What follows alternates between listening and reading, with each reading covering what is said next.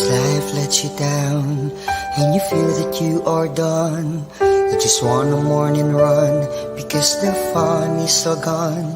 But sometimes life makes you proud when you look far and wide, when you leave the pain behind and see the brighter side. TNC gives you inspiration. TNC reignites your passion. TNC starts your transformation. TNC helps you see the new you. Sometimes life makes you blind and you choose something bad. You just wanna cry and hide and save your face from the crowd. But sometimes life makes you see the beauty in you and me. When you look up above, there is God and there is love. TNC gives you inspiration. TNC reignites your passion. TNC starts your transformation. TNC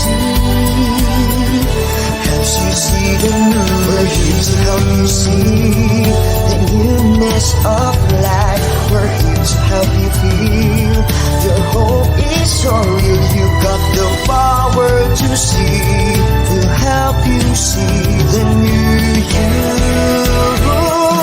TNC gives you inspiration. TNC reignites your passion. TNC starts your transformation. TNC helps you see the new you.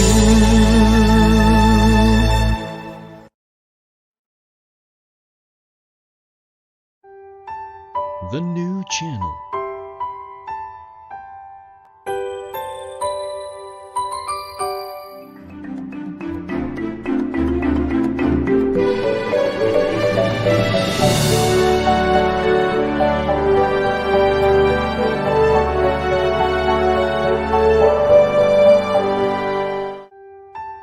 The new channel.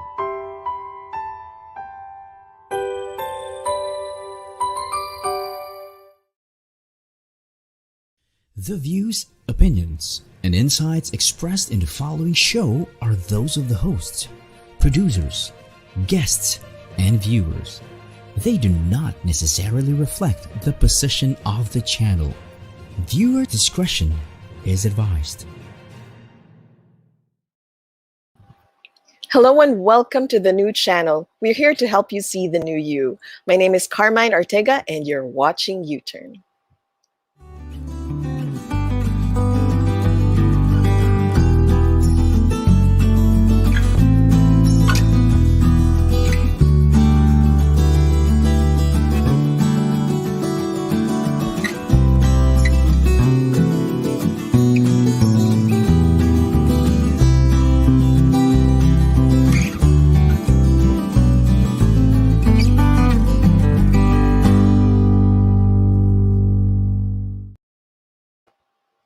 Good Monday morning, everyone. Welcome to U-Turn on the new channel. Yes, I'm back and we are kicking off the first year anniversary celebration of the new channel. So I'm going to give some love to Apple and Lloyd. Congratulations for this 1 year milestone.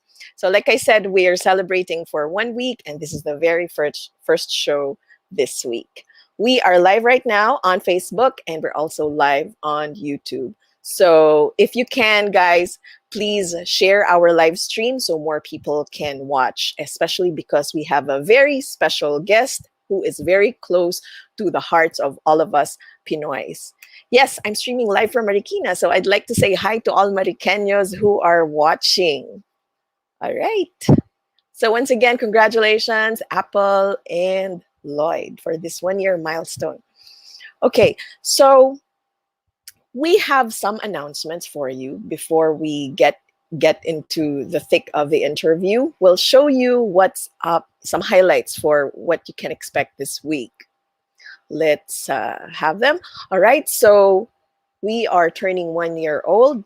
And on this occasion, we have a 7 day live streaming of shows and more from May 9th to 15th, right? And so this is a 24-hour nonstop live stream, especially on May 15th, 2021. That's Saturday. And so it's going to be one remarkable celebration, one idea, one community, one TNC year. Yay! Okay. And then we also have Me and Mom. So this is a series of 8 beautiful stories that will change the way we celebrate Mother's Day. So me and my outstanding mother on May 15th from 1 p.m. to 3 p.m. on Saturday. So watch out for that. Belated happy Mother's Day to everyone. And to those elsewhere in the world, because it's still Mother's Day there, happy Mother's Day to everyone. All right. Okay, so we have Pink 2021, and Pink stands for Positive Impact on Nations Change. That's on May 15th, also from 8:30 a.m. to 11:30 a.m. Of course, live through this channel, the new channel. So watch out for that as well. Yay! I'm so excited. I hope you guys are also. Okay, so true to U-turn fashion or tradition, I'd like to share with you my favorite quote.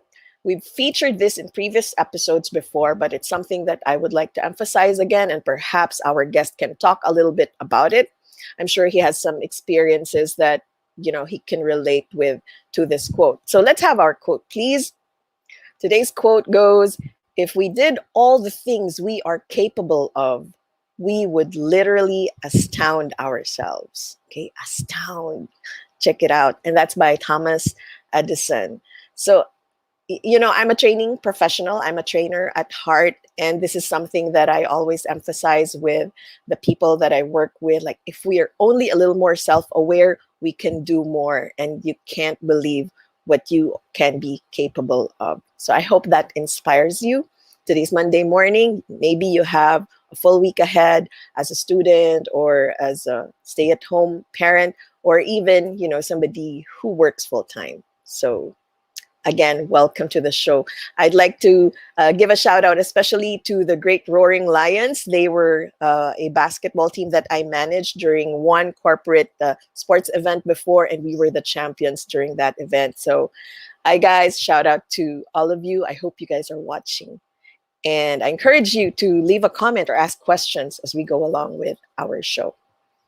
All right, so without further ado, let's call on our guest. So if you noticed, I've been speaking in English. That's because our guest comes from somewhere far, from a different place, and not just a different place, but also a very different time zone. Okay, so English only, please, everyone.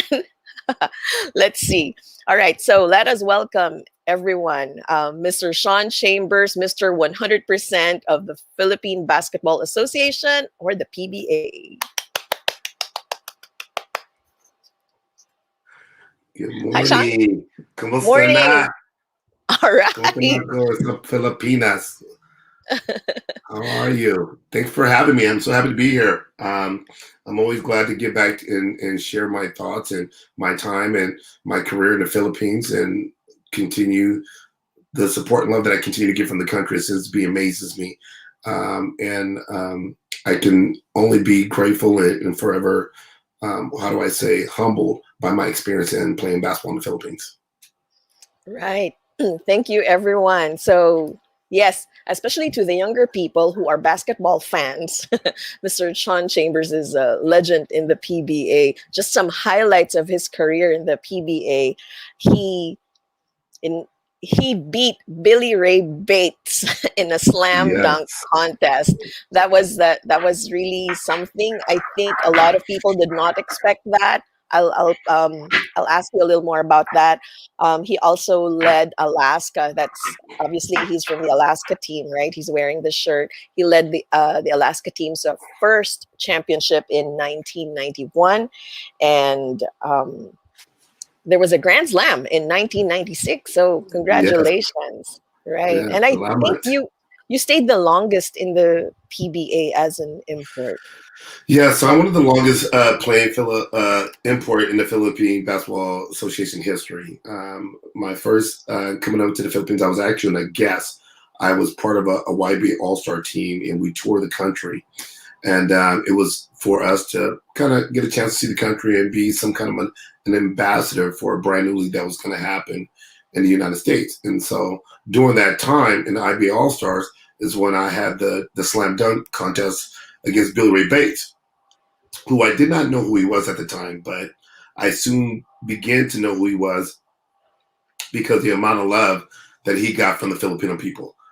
They called him the Black Superman, and he was an absolute icon legend. So I always say this, that God always had a plan for me, and God always had a plan for the Philippines to be my second home and for me to have my career there. So when I won that slam dunk contest against Billy Ray Bates, I became an instant kind of like a folk hero or folklore, like nobody could believe that I beat Billy Ray Bates in this dunk contest. So it really projected my career to the PBA. So the next year I came over as an import in '89, and then '90, and then '91 is when we won our first championship, and then we won another championship in '94, '95, and then we won the Grand Slam in '96. And then we won the Governor's Cup again in '97. So my legacy in the Philippines, I always said, is like Right. God had a plan for me. It wasn't something that I dreamed of or even imagined as a kid growing up in Sacramento that I would be having a basketball career in the Philippines. But I'm so grateful I have. Right. I absolutely love the people. I love the country. My teammates are my brothers, Jojo Lastimoso, Johnny Abarentos, Bon Hawkins, Butch Wino, Jeffrey Carriazo, all down the line, Ruel Gomez and June Reyes. I mean, those guys are my brothers, still today. And I'm their ninong to some of their kids. So I'm very well still rooted in the Philippines and the Philippine culture. All right, that's great to hear. Thank Yeah. you. So, Yeah. yeah, we'll talk a little bit more about basketball, but I'd like to backtrack to when you were Sure. very young. You know, Sure. what were you like as a kid, and what was your childhood like? Were you skinny? Were you athletic even as early as then? Yeah. So I believe due to my mother, she had such a crazy work ethic because I was raised by a single mom, and she did whatever necessary in order for us to survive. It's funny you asked that because I was very skinny, unlike now matabat, konti lang, matabat. but, um, but I was a little skinny kid. But I always had this desire to prove myself wherever I was.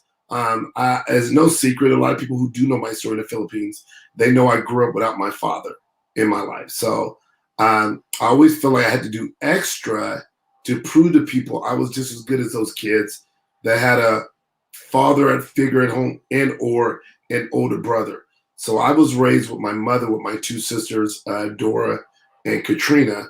Is my younger sister. Dora's my older sister. Katrina's my younger sister, and my mother. And so I was in a house full of women. So I was, I always felt like, man, guys that grew up with brothers or fathers, I felt like maybe they had a little added advantage in knowledge or things that were passed down to them. But I knew that if I worked harder and I gave it more effort, I can always overcome whatever knowledge they got from their fathers or figures or brothers. So little did I know that mindset that I had as a kid would actually be my, how would I say, my skill or my tool that made me so successful in the Philippines and continued still today later on in life.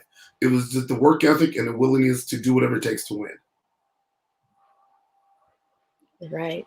Okay. But what about sports? I mean, were you always interested in sports? Was basketball So your first sport? So actually, I was first a baseball player. So I always wanted everybody in my community Oh, played baseball. We played baseball. I enjoyed all sports. So I was a sports fanatic. Like I always watched baseball on TV and football on TV. Basketball really wasn't that popular on TV at the time when I was growing up as a kid. And then where we lived at in Sacramento, we called it a baseball community. Everybody really was really into baseball.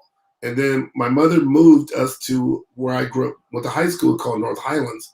When I moved up to North Highlands, everybody, because of the military base, and some people were from the Philippines, some people were from Japan. These people were like in love with basketball. So when I moved to North Highlands, everybody in the community was really basketball fanatics. We still played baseball, but it wasn't as the dominating sport as it was when I moved out to where I went to high school at. But I played all three sports when I could, and I was always somewhat athletic. I was always super fast, but it was more the drive. I think when coaches saw me as a little kid, they always knew that I always was kind of I had this thing called a fear of failure, and I think a lot of us have that in other aspects in our life, because we feel to fail, we become extra workaholics. So I had that as a young kid, and still today, actually, now as a school administrator, I don't want to fail. So I work extra hours, long hours, and do things in order to make sure that I'm successful in whatever I'm doing.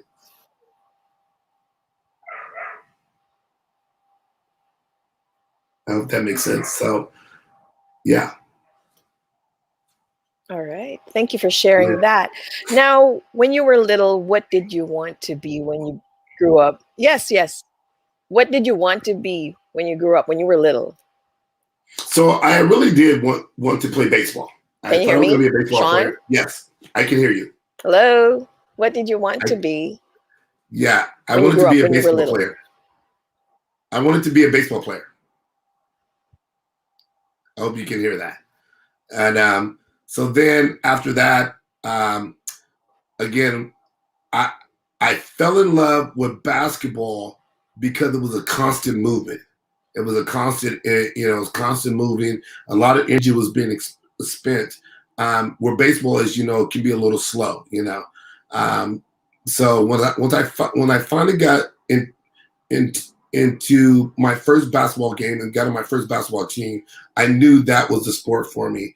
I really didn't have a vision like what I was going to do, like plan ahead. Like I didn't plan ahead like I was going to go play professional basketball. It was just always the next step, the next evolvement of, from high school. Then I went to college. And then after college, it was like, okay, I had an opportunity to finally have a professional career overseas.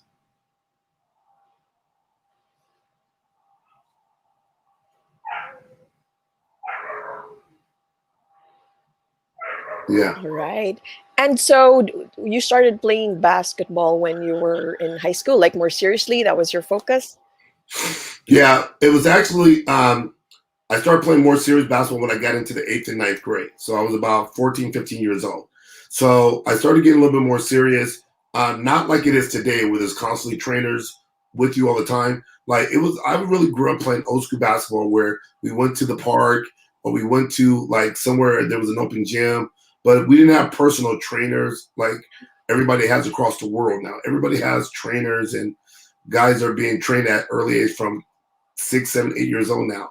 I actually follow a young man out of the Philippines. I think he's about 12 or 13-year-old, this dribbling sensation kid. And I follow him and watch a lot of his videos that he does in his apartment complex. It's definitely a different time than what it was when I was growing up. But I really got serious. Like I really didn't become super good in basketball till after I turned 17 years old. And then that's when I really started putting so much extra time in playing to mostly I was doing things to improve my athletic ability. And then my athletic ability was again my skill level. All right. Okay. And so you said you were always looking at the next step, right? So when you Yeah. got serious, did you, proactively decided that you were going to get into collegiate basketball? So excuse me. So what happened was after I also was a high jumper, and I know a lot of people know about this about me in the Philippines. I high jumped, and I only did that because it was you had to go do something other sport when basketball season was over in my high school. So little did I know I was a pretty good high jumper, and then I ended up being jumping. I hold the record in Sacramento jumping 7 foot. Then I jumped 7'1" in college. So when I jumped 7'1" in college, they invited me to Olympic trials, which an honor, but I was not that good. I just made the qualifying mark, if that makes sense, to get invited to the trials. But with that said, I really loved high jumping. It was really fun. It was a different sport than the basketball scene. But when I got to my senior in high school, I knew all I wanted to do was play basketball, and then I always was looking what was next. So I ended up eventually going to a school out here in San Luis Obispo in California called Cal Poly, and it's in San Luis Obispo. It's like along the ocean, in between San Francisco and Los Angeles. All right. I don't know I if you want me to see. And elaborate so from there. Yeah. that's all right. I would say so you love jumping. And did you see Yes. that as like, that's gonna be my magic trick? I love basketball. I can jump very high. Was that you know, your superpower? Yeah, it was. So, and I would get up in the morning when I was a kid, like when I was in junior in high school. I would go up to our school, and we have like, kind of like like the old school days, how you have the stairs and the bleachers. And I would run up and down these stairs every morning, and I would do it for about an hour before school starts. And I knew that when I was running these stairs, my whole determination that I just wanted to be like super athletic. I wanted to jump really high.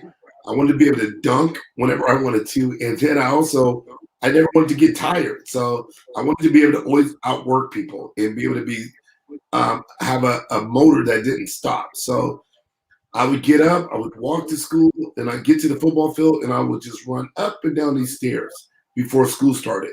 And I would do it at least a good hour. I became like, it was my obsession. Does that make sense? It was like I became so driven. Like if I didn't do it, I felt like crazy in my body. Like I had to do it every morning. And because of that, I developed strong legs. I developed an amazing core, and then I developed a relentless motor where I never seem to get tired when I play. So I can always just outwork people.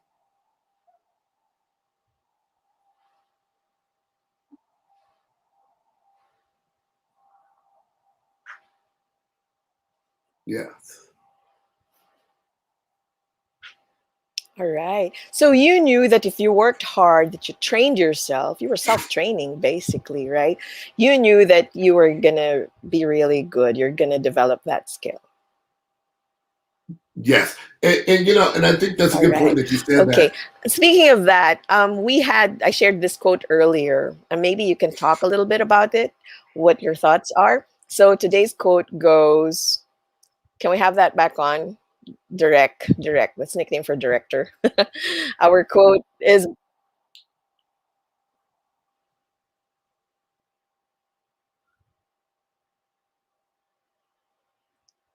Yes. we knew what we So were capable of, if we did all the things we are capable of, we would literally astound ourselves. So, yes, please share your thoughts.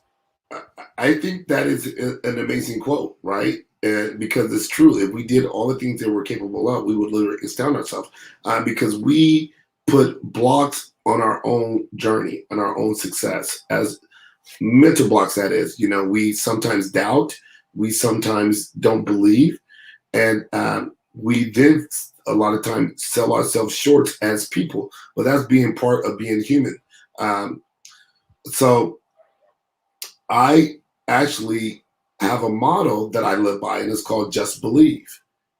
And it's what I mean by that. My company and my club program that I run, it's called Just Believe Sports. So with that, I believe you can do anything you put your mind to it, but you have to first start with the power of belief, and you have to believe in everything you want. If you believe it, you can achieve it. Alaska, we had a quote that I also love and live by. It was that the will to win is important, but the will to prepare is vital. So when you're prepared and when you believe, you can achieve anything. And I still live by that today. I really believe if you believe and you're prepared, you can achieve anything you want to. And going back to the Thomas Jefferson quote, you must first not put your own mental block in front of you. You cannot sell yourself short and not have faith that you're capable of doing anything that you put your mind to.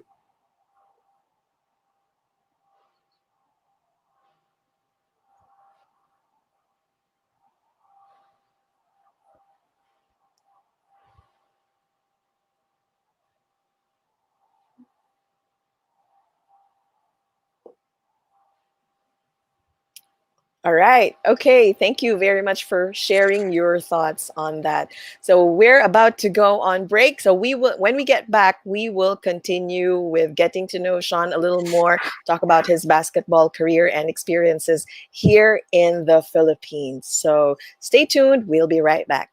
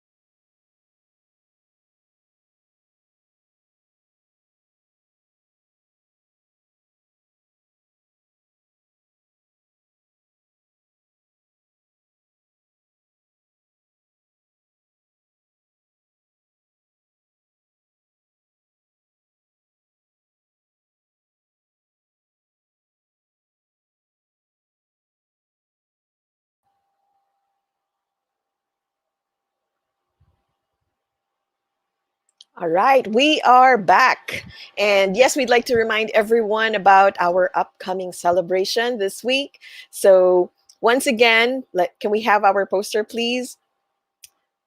We have a 7-day live streaming of shows and more starting from May 9th to the 15th. We have a 24-hour nonstop live stream. So, this is one remarkable celebration, one idea, one community, one TNC year. Please remember to follow our page. That's TNC Now on Facebook, and also our channel, same name, TNC Now. So our hashtag is TNC Now, and also the new channel PH. So what you're seeing right now are, posters of the many different shows that we have here on U-Turn. There's something for everyone, so I hope you guys check it out.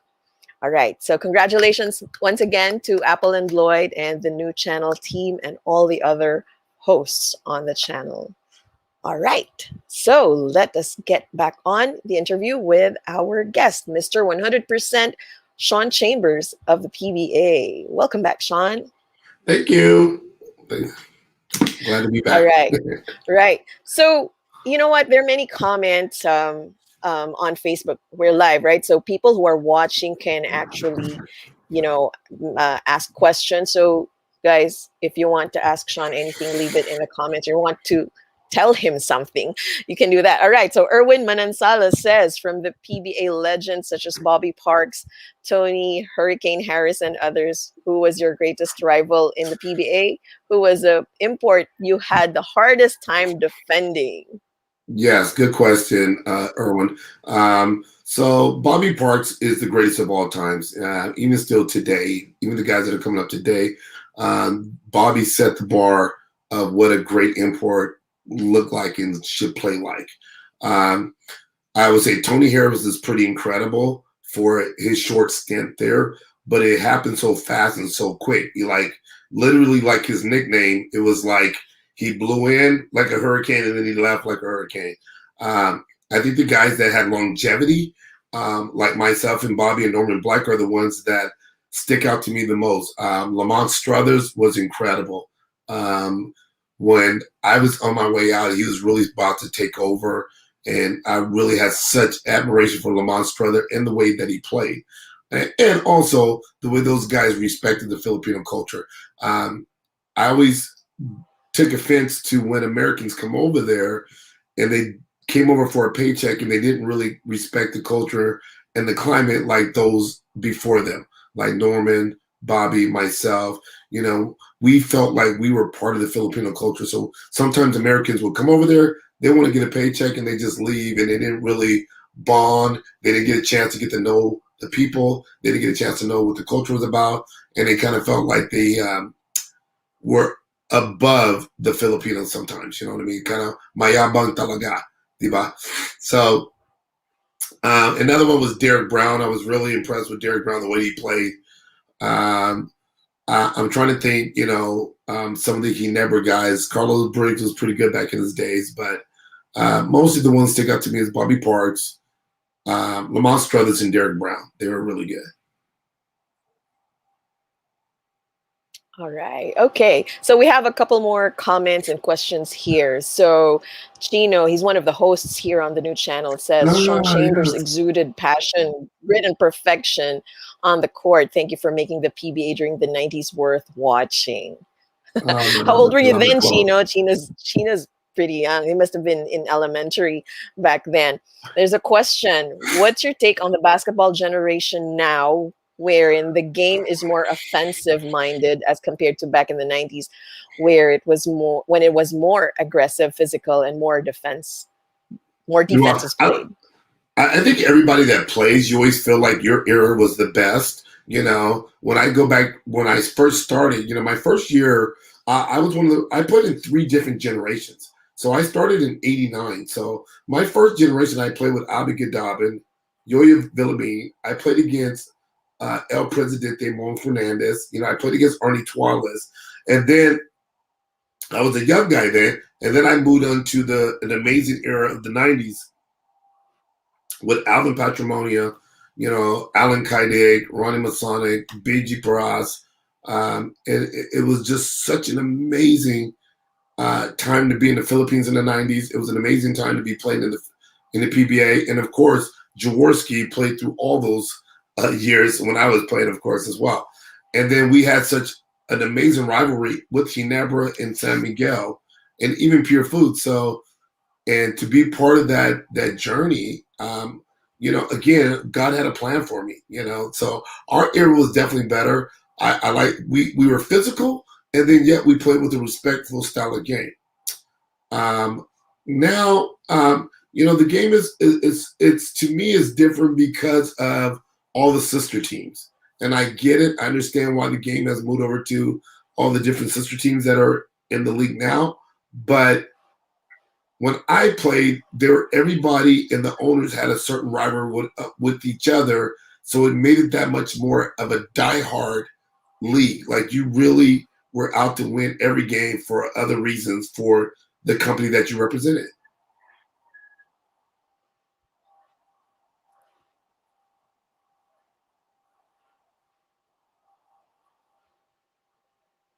All right, right, great. Thank you. We have a comment here from, a question from Claudia. When are you coming back to Manila? When was the last time you were here? I was there the November before the pandemic hit. So I was there about a year and a half ago. Okay. All right. I was in that November, then the pandemic hit in March.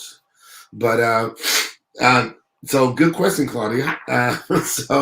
I'm still in conversation with a couple of teams, a couple of programs in the Philippines that keeps potentially giving me the opportunity to come back and coach. And so there's no secret that, I would love if the right opportunity comes up for me to come back over and be a part of some coaching staff. Either my dream is college, there was a couple of universities I was in conversations with before the pandemic hit, and everybody knew the UST job came open. They filled that position, but also Addison job is open. And so there's people that in communication, but when the pandemic hit, it kind of put everything on the back burner. And I think right now, as far as the Philippines, there's still a lot of things that need to get in place before they can even consider getting basketball back on the table on all fronts, on all levels. Right. So, but there's no doubt I do have a desire to come back to my home eventually. All right. Yeah, right. That's great. There's this one comment here. It's in Taglish. I wonder if you can make it out. Can you read it for us? Ganda ang personality ang tulo to galing determination mabait pa. So they're saying I have a very good personality, maganda personality, and the galing determination. So I always worked hard, and then I'm mabait means I'm a very nice guy. Right. Very good. Sean can speak Tagalog and even read Tagalog. Right. There are more questions for you. They're loving you. Ange is one of the hosts of here on the new channel. She's saying, what's your take on having a professional basketball league for women here in the Philippines? Yeah, that would be interesting. Yeah, I think it'd be interesting. And I do coach girls basketball here in the States. I coach high school kids right now. I have a program that is one of the biggest girls basketball program in all of Northern California and in the state actually in the United States. So I do think the women's game is fun to watch. I would love to see if somebody can get behind it like they have with the females, the women's volleyball league. I know that has really taken off in the Philippines, but in order for the women's game to take off, it's going to really take some huge financial backing. It's going to take somebody like the San Miguel Corporation, even the Talking Text Corporation to get behind it to make sure that there's success behind it. I do like what I see with the 3-on-3 competition for the men's league. If somebody gets behind the girls' game like that, there's a chance for it to have success. But I mean, why not?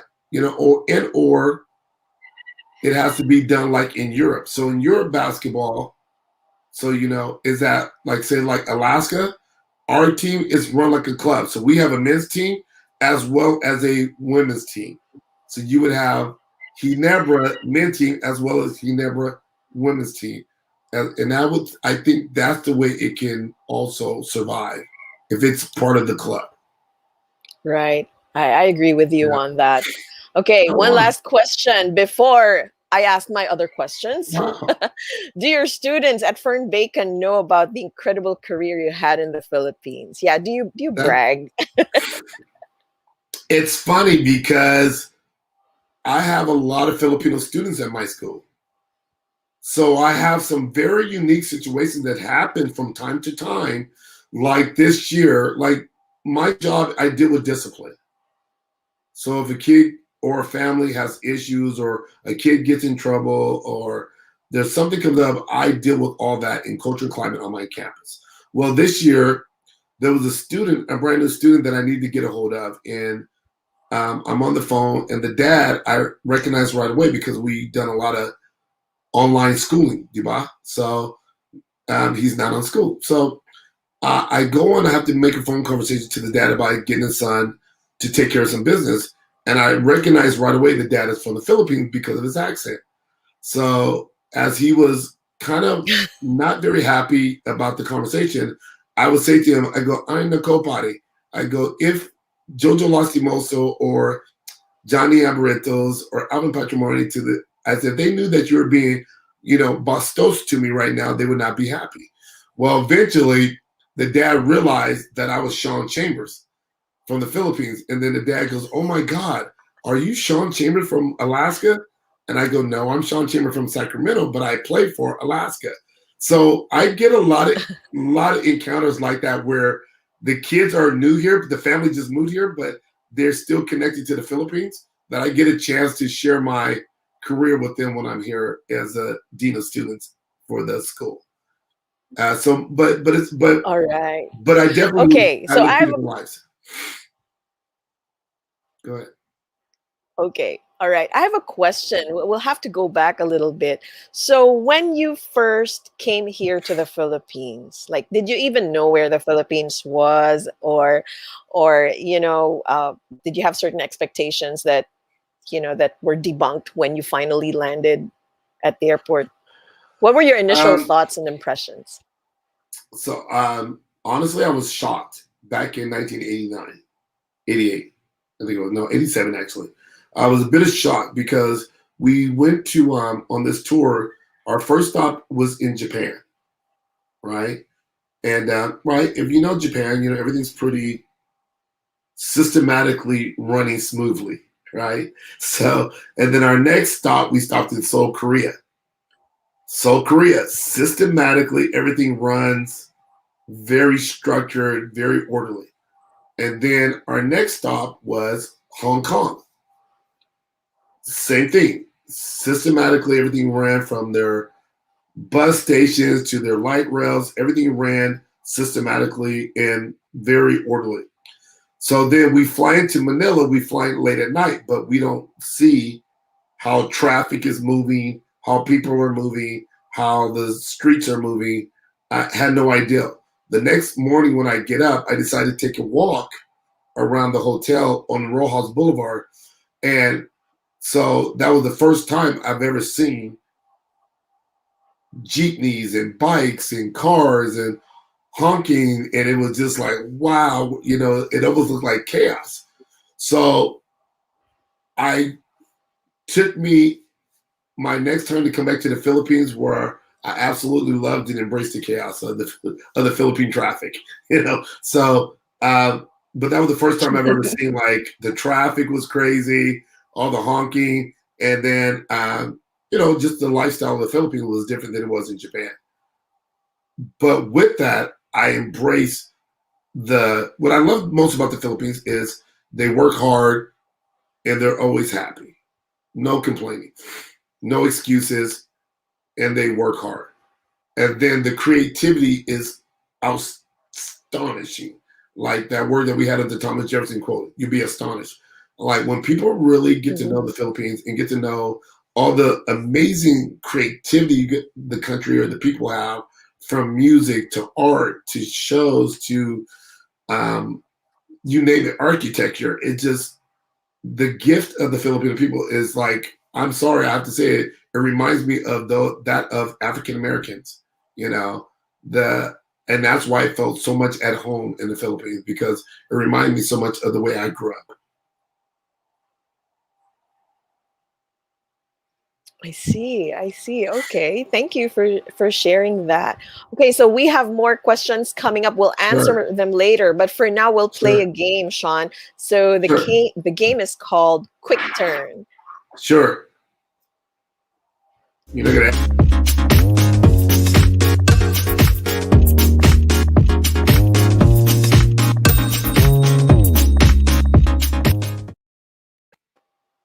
So it's really getting to know you, and but in kind of a game format. I'm going to mention random things, words, they could be an activity or food, and all you have to say is right turn, left turn, or U-turn. Okay. Right, you say right turn if you like it, left turn if you don't like it, don't enjoy it, or U-turn if you super duper love it. Okay. All right. Okay, so let's try this. Pansit. You know pansit?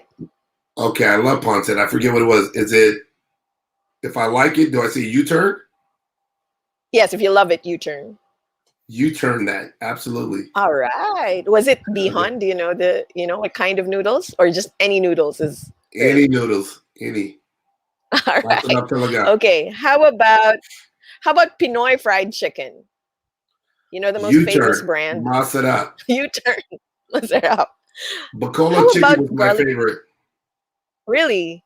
Oh, Wow. okay. Bacolod chicken. How about garlic fried rice? Do you ever have that? Did you have that U-turn. regularly? What do you have Yes. it with? I have it with tocino, with chicken adobo, or with beef tapa, syempre talaga. All right. Okay, let's talk about, places to go. Green Hills. U-turn, Galimo. Okay. Yeah, I used to live in Green Hills. Oh, you did? Okay. Yes, How about live music? Is that something that U-turn. you enjoy? Okay. Wow, everything's U-turn so far. Okay, Android or iOS? Which Um, one? I have an Apple. I'm not Android. I'm gonna say, what do I say? Quick turn? No, thank you. I don't know what Left the quick turn. Okay, left left turn turn. on Android. All right. Okay. Last two. Harry Potter. I'm gonna say left turn. Okay. Star Wars. Right turn. I don't know which one that is. It's okay. Okay, all right. And that's it. That's our little Oh, game, okay. getting to know you. Before we go on break, I have one more question for you. Tell us something that not many people know about you, including folks in the US, your friends and family. Something Um, not related to basketball. I am a excellent drummer. So I play the Oh, drums, wow. and one of my favorite memories of all times was during our championship celebration. I got a chance to play the drums with Gary V singing. Yes. Wow. Wow, that's It was really one of my something. dreams of That's all time. something. Yes. Wow, congratulations. And we should hear that sometime. If you're good on the drums, you must be a good dancer. Usually that's are you a good dancer? Konti lang.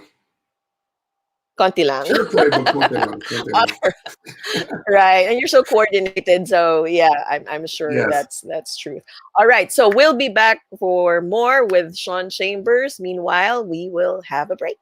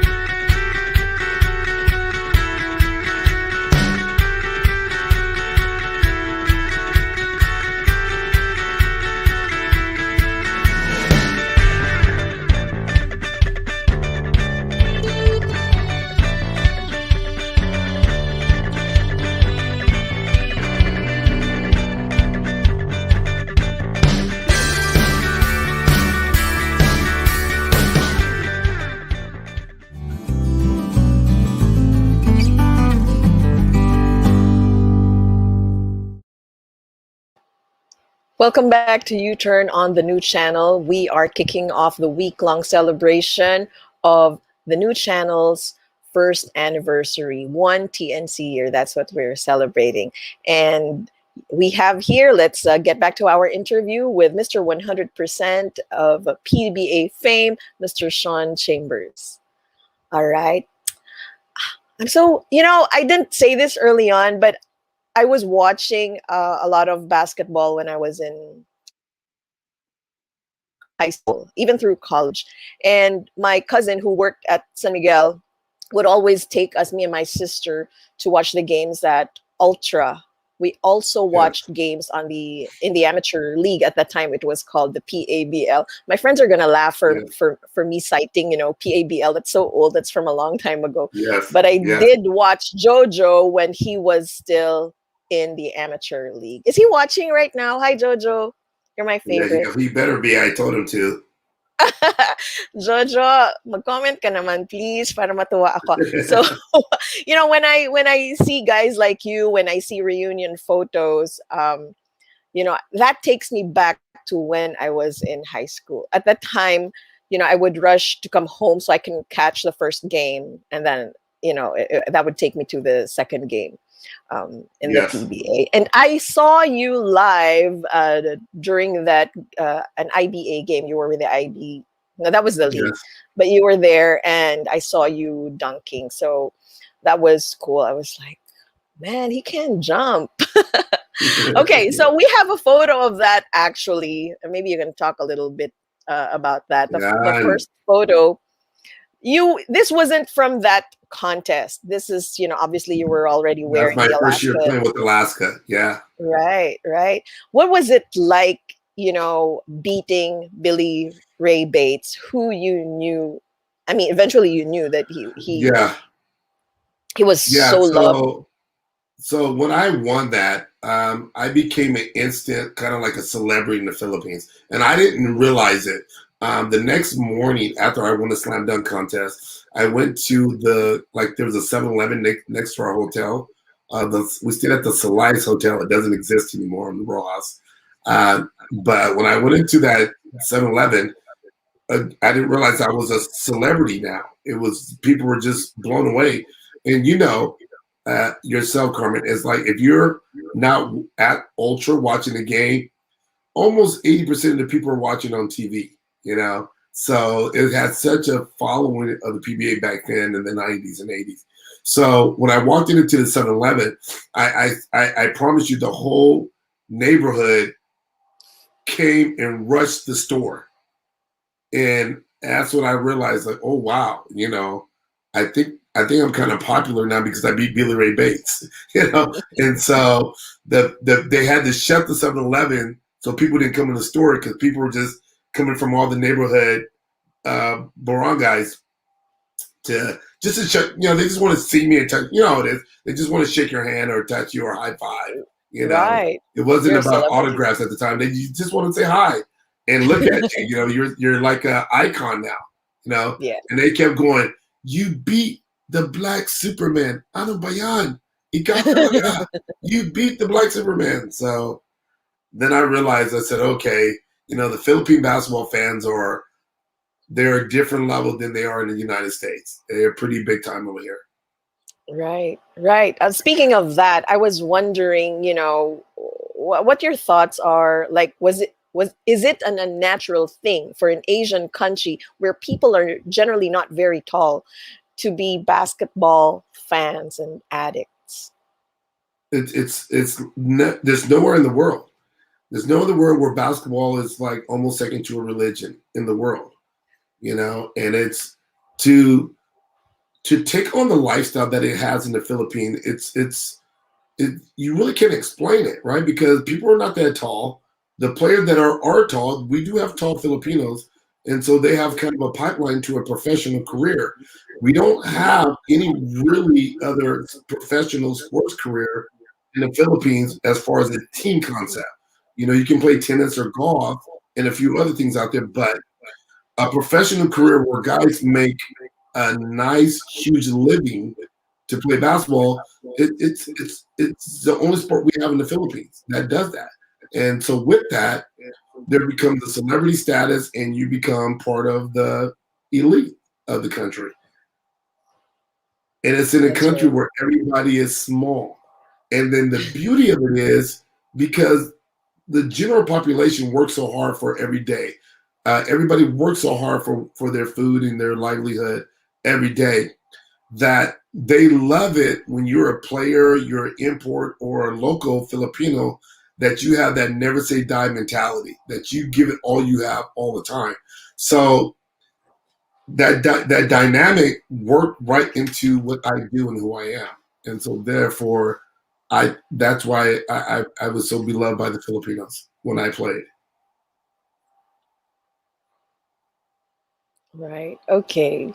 All right. Thanks.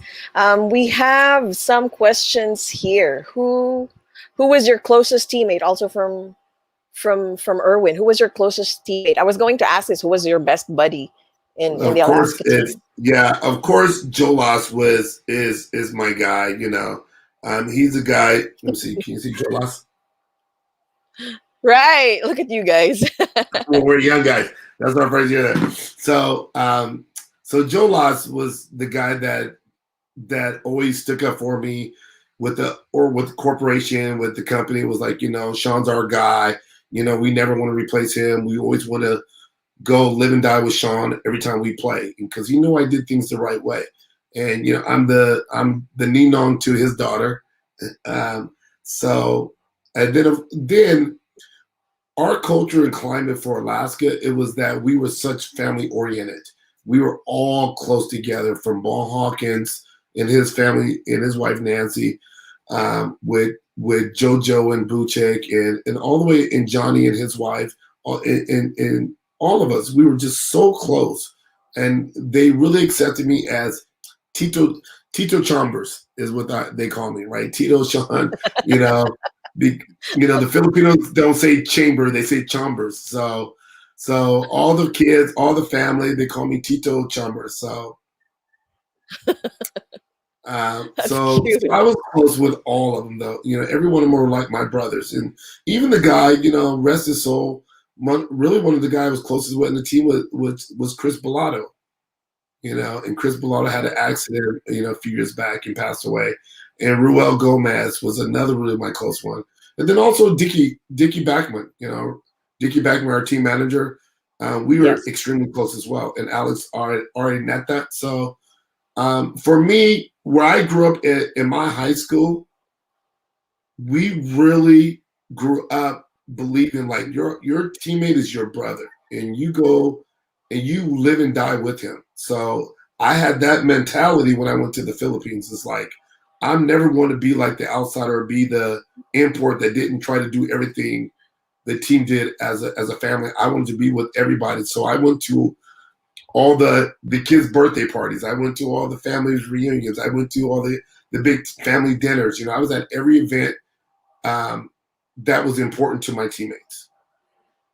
Right, right. You're really a nice guy, I think, and I think that can be seen through how you play. You were never flashy, but you were always No, effective, right? You yes, worked hard, you did the job, and you right, blended well with the team. Okay, all right. I have some more photos here. Of course, right. yeah. So you had a long career here in the PBA. You eventually retired. What was the first thing you did after that, after the PBA? Um, so that was a very difficult time. It was. I watched this video actually just about 3-4 weeks ago of my retirement. Somebody on Facebook posted the picture of my retirement, of them retiring my jersey. I'm the only American with his number retired in the Philippines. Um, and so somebody posted that. So I went back and looked at the video, and it was such a one of the saddest moments of my life, but yet it was one of the most memorable moments of my life, if that makes sense. Here I'm stepping away from the game that I played for this team for 13 years, gave everything I had, my heart and soul to this team. And then I'm retiring from the game in the middle of the season. But yet, Alaska, Mr. Wilfred Uitentu, Coach Tim Cone, they made it a point that they're going to make sure that I leave a mark on the country the way I came in and the way I left. It was such an amazing moment. Like to have a retirement ceremony for the American. They don't even do this for the locals, but for the American import, they had a retirement ceremony for me in the middle at halftime of a game. And when I go back and look at that video, it was really like brought tears to my eyes because all my teammates that I were close with in my early in the year when I played with Frankie Lamb, B-Boy Rivanes, Boy Kabahu, and then guys I ended my career with, and everybody in between with Johnny, my whole Alaska team, and then Don Arialdo and all those guys I ended up, John Arrigo and all those guys I ended up with. It was just amazing to have all those guys there to celebrate me and thank me for my services for playing in the Philippines. So when I retired, it was such a tough thing, but it was like, I don't think anybody else has that video that I have of a retirement, if that makes sense. I went out with such an amazing ceremony that it's still legendary today. So once I retired, I came back home to Sacramento, and I was coaching basketball already at a high school, and it just kind of progressed on to what I'm doing today. And then eventually 3 years later, I was working at a school as a guy, kind of like it was called a community liaison officer. What I was supposed to do was kind of mentor kids and help them stay in school and see how school important it was. And eventually that turned into me being a school administrator. And I've been running the school now for the last 14 years now. Wow. So I have my second career that I never planned on. Yeah. You're the school principal, right? Assistant principal, dean of I know. students. I see. Okay, great. Okay, so after the PBA, you went back home and you started coaching high school basketball. And Yeah. were you coaching both boys and girls, or just the I've girls done a team? little bit of both for a while, but then I at the time I was running a girls program. So I was Mhm. coaching high school girls because it's at the school that I graduated from. They didn't have a coach. So I came back and I wasn't really interested in coaching the girls. I didn't even know girls were playing high level basketball. So then I went there and I kind of felt like, how do you say, I kind of felt the need that these kids needed some kind of mentor. And these girls needed some kind of somebody that would advocate for them and make sure they were being treated fairly like the boys team. So because there were some things that were going on back in the States where there was some Title IX things and girls weren't getting a fair treatment as boys. So when I started helping, I got more involved because I'm like, wait a minute, the girls we have to respect women. We have to give women the opportunity to have the same access to gyms, the same access to games, the same access to financial ability to fundraise for themselves. So because of who I was at the school, because I was a legend in my high school, right? So because Yes. when I came back, so when I said, hey, Mr. Principal, we need to treat the girls fair and the girls need to get more power and the girls need to get the same thing that the boys teams are getting. People were listening to me because of who I was, because I was a legend at the high school. And at my high school, my numbers retired there. So I was giving the girls somewhat of a credibility to say, and I got them a lot of support. And because they were listening to me. But if it was anybody else, they would have said, never mind. We don't care about the girls basketball team. We don't care, So Wow. when I got involved with the girls game like that, we started getting in the newspaper more. We started getting on the news. We started getting more publication on girls basketball as well as boys. And I've been doing the girls program out here now for 20 years now. Crazy. I thought Wow. that's pretty crazy. I can't believe That was it. also unexpected. Okay, Yeah, we have I cannot believe I've been coached for 20 years. Can't believe it. we have some pictures here, and let's share that. It's a couple of pictures of the girls team. Yeah. Direct, can we have the pictures? And then the ones after that also. Mabs or Hershey. There you go. Yun, All galing mo right. talaga. Yes. So yeah, so the one in the all red, that is my high school team. Okay, Okay. so we won right there. We're playing in the arena where the Sacramento Kings play at, the NBA State Arena, and this was I last see. year on my birthday. Wow. Last year on my birthday, we won the overall championship for the girls basketball high school season. And the Congratulations. one, thank you. And Just the one, before the lockdown. yes, exactly. It was literally 2 weeks before the lockdown happened. I'm going to take a picture of that. Um, so, so the one in the orange is my club program. And remember, I was telling you, I live by the motto of believe, just believe. So the JBS stands for Just Believe Sports. And I started that as a company in the Philippines, as a uniform company that I did with my former driver. Wow. That is still my business partner. I see. That's nice. Yes. Yes. My Okay. former Give driver in him the a shout Philippines is out. my What's his business partner. name? Noel What's your driver's Valdez. name? Noel Valdez. Valdez. ¿Cómo Right. estás, Hi, padre? Noel. Great. ¿Cómo Okay, estás? let's look at a few more photos. Just tell us a little bit about each of Sure. them. Okay. What is Again, this? that is another one of my favorite memories in my life. I was inducted into my University Hall of Fame.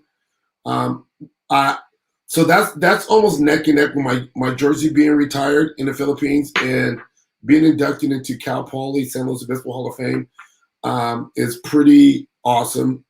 The thing about that is my my Hall of Fame picture will be in that university long after I'm gone. You know, I will always be enshrined into the Hall of Fame there at the university, and it's one of the top universities in all of California. Right. So Okay. that's a Thank you. great honor, great honor. All right. Next picture, please. Hey, that's my son, Guapo Talaga, Andrew. You know, Right. and Right. then So that's my. Go ahead. you have a daughter and a son. Yeah, so that's Andrew, my son, Guapo Talaga, and then that's my daughter, Maganda Mabae. Um, she is she's 17. She's on her way to Louisiana State University, LSU next year, which I'm terrified because my baby's going away, far away from home. And then Andrew's 15, and he plays basketball. Just like you. Yes. Is Olivia sporty as well? So Olivia is an amazing ice skater, but she's not going Wow. to ice skate in college. She's going to do it just as a side sport from time to time. But she is I an see. amazing ice skater. Yeah. Okay. Like, yeah. And is Andrew going to, be playing through college or even in the pro leagues? Is Yes. that his dream? Yeah. Yeah. He's really coming around. He's kind of a late bloomer, like I was. Like I said, I didn't become really good until I was 17. My junior year in high school is when I really became super good as a basketball player. And Mhm. he's going to be really good. He has a little bit more, of course, understanding and knowledge. He has a super high basketball IQ because his dad's a coach, right? Right. So Right. he gets to see all the ins and outs and all the plays. So, but what he does have is just, I mean, such an amazing kid. He's such a kind-hearted kid, but he's super intelligent on the basketball court. Um, yeah, I think one day he'll be playing for Alaska. Yay! I'm going to be watching out for that. So Yeah, thank you. All right. Just a couple more pics. sure. All right. What are Ah, what are reunions like? oh my God, it's like, when we see each other, it's like we never left each other. So that the one over the top is when I was just like I said, I was back there in November. And so, of course, this is again the beauty of the Philippines because I am part of their family.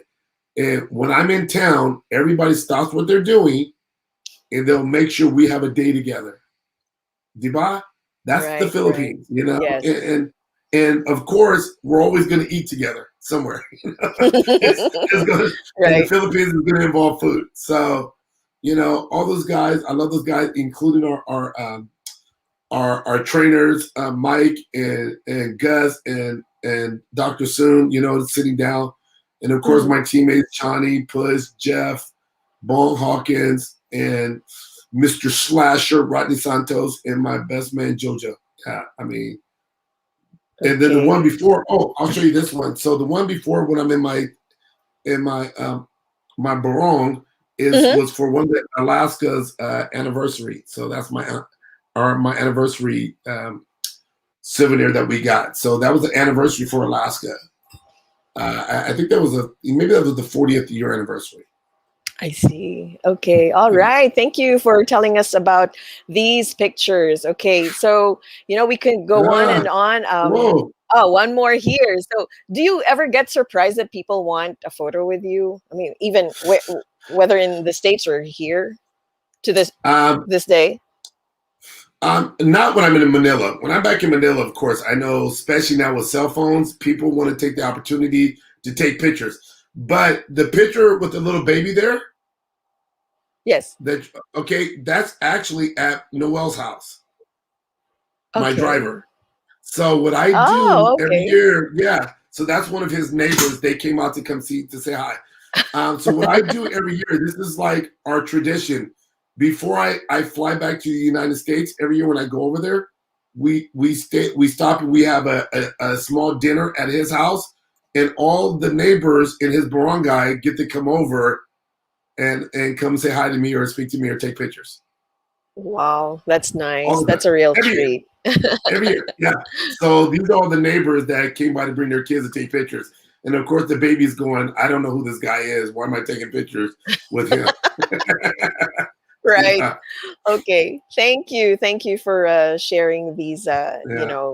little bits of information.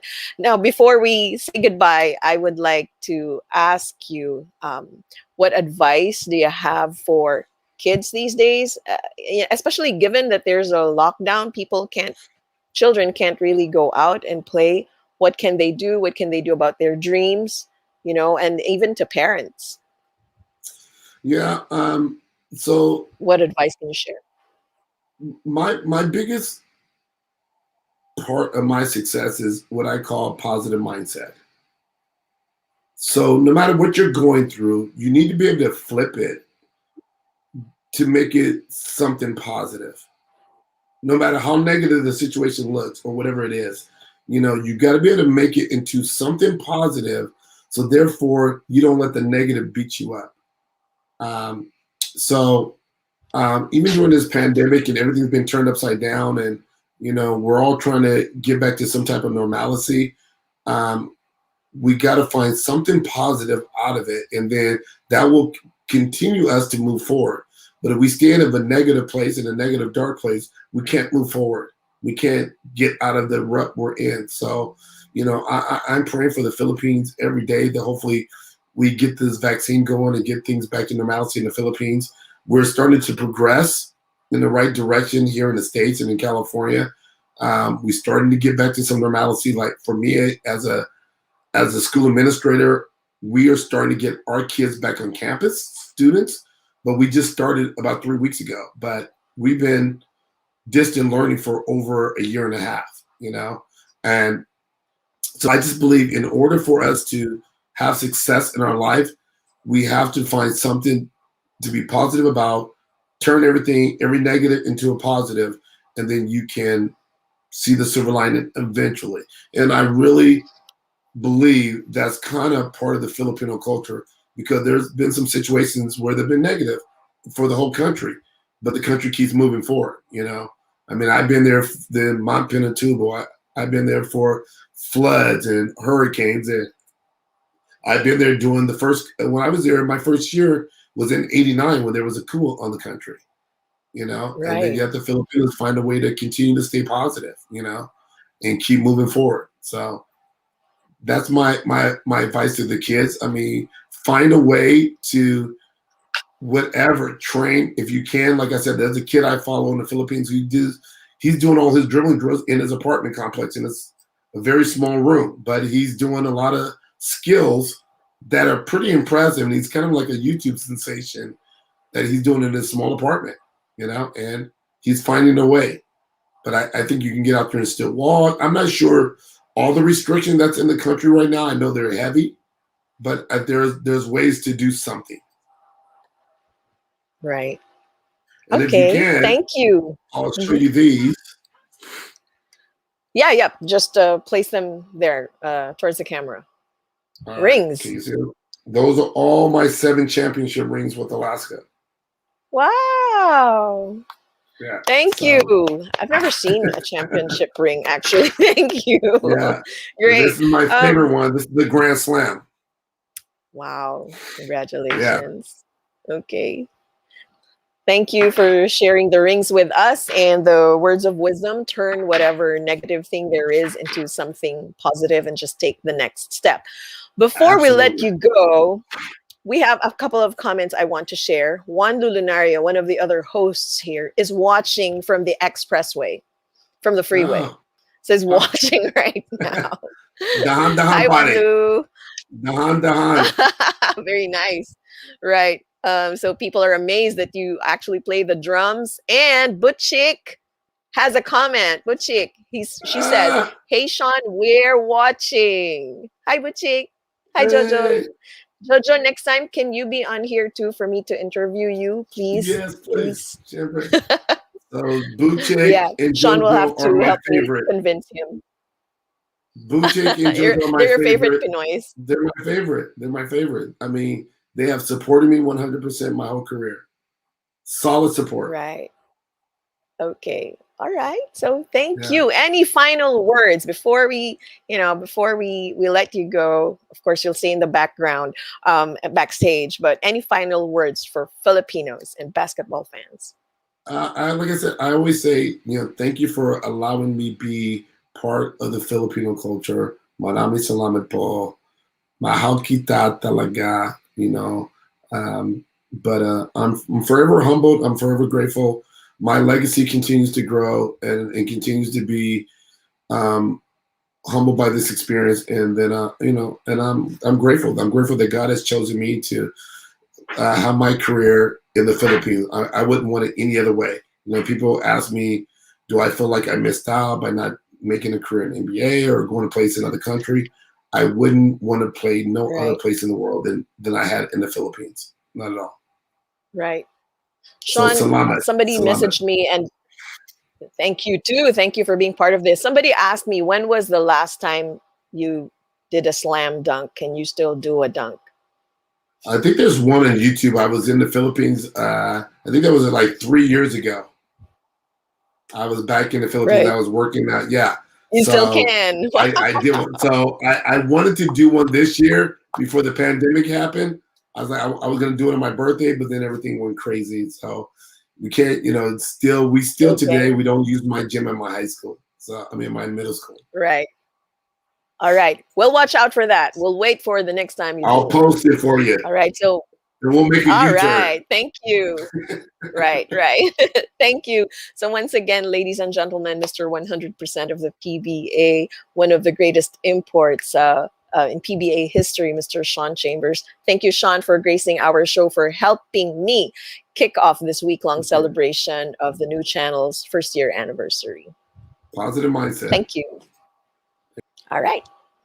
All right, there you have it, everyone. We had a little bit of overtime, but it was well worth it. I hope you enjoyed the show. Please look at our other shows lined up for the week-long celebration, like I said. And so we'll have that poster once more. We have a 24-hour live stream schedule. So we have Women at Work, Awesome Day. We have a mass scheduled. There's a show opening TNC Special Pink. And also HR Hotline. All right, so please join us as we celebrate this very special week on the occasion of the new channel's first year anniversary. We are on Facebook. Please look for TNC Now and like and follow and subscribe, and also on YouTube, TNC Now. All right, so thank you very much, everyone. Once again, congratulations to the entire TNC team, especially Apple and Lloyd and the people who help us here, produce the show. There's Hershey, there's Monica, and of course, Mabin and other guys as well. So thank you very much. I'll see you again. My name is Carmine Ortega, and you just watched U-Turn.